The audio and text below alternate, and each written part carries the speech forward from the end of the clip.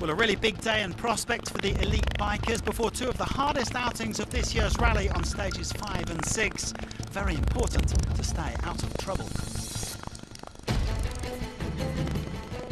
Skyler Howes topped the leaderboard at the start of the day. The American setting off in 4th place and soon catching his fellow privateer Xavier de Sultre. Howes making a couple of navigation errors and going over the handlebars in the dunes, but he managed to limit his losses to 13 minutes and he is still very much in the mix. Well, Howes and de Sultre would eventually catch up to Sam Sunderland, who admitted this one was a bit of a slog. The 2017 champion dropped to around 10 minutes, but he's only 7 minutes off the pace overall. The gap's really shrinking on this 4th stage.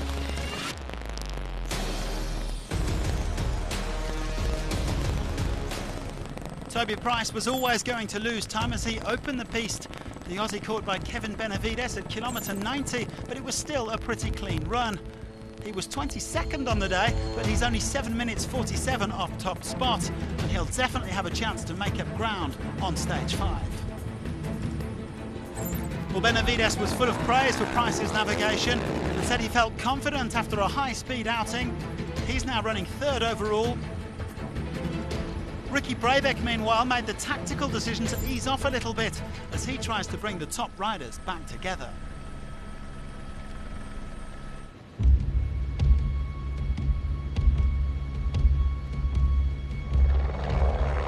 Now here is Kevin Benavides, his brother Luciano, who's doing an excellent job with his new Husqvarna factory team. The Argentine trusts in his navigation abilities and he came 4th today. He's now just 5.5 minutes off the lead. Joaquim Rodriguez is riding this Dakar in memory of his late brother-in-law, Paulo Gonçalves. His main goal is to finish the rally, but he's coming along pretty nicely. 6th on the stage today for the Hero Motorsports team and 20 minutes back overall. Bad news, however, for his teammate CS Santos. He crashed out of the rally and had to be airlifted to hospital in Riyadh to treat a concussion.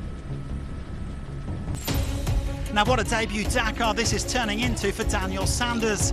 Last year's Australian off-road champion taking his best stage result so far, 3rd, in spite of crashing into a hole in the dunes.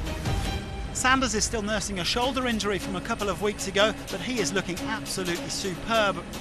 He's now just 14 minutes down overall for the KTM factory team.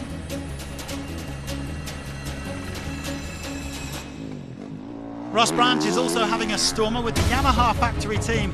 The Kalahari Ferrari missed a waypoint early on, but he still flew to 2nd place on the stage, and he's running in 4th overall.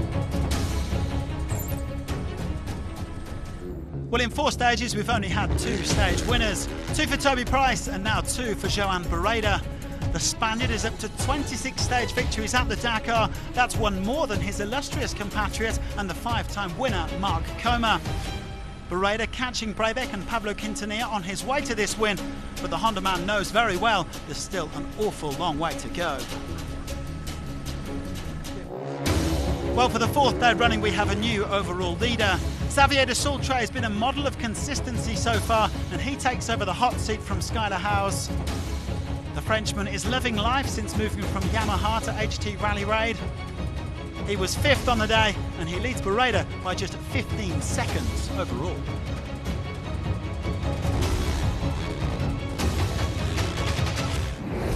Barreda winning by some margin from Branch, with top rookie Sanders just ahead of Benavides and de Sultre. The gaps have really tightened up overall. The top 19 riders are separated by under half an hour. Meanwhile, things are really hotting up in the quads class. A 4th new stage winner in 4 days. Argentina's Manuel Andujar claiming his first victory on the Dakar. He is now running a 4th overall, while it's another compatriot who leads the way, the 2019 winner Nicolas Cavigliasso. The Argentine has a slender advantage of just 9 seconds over France's Alexandre Giroud.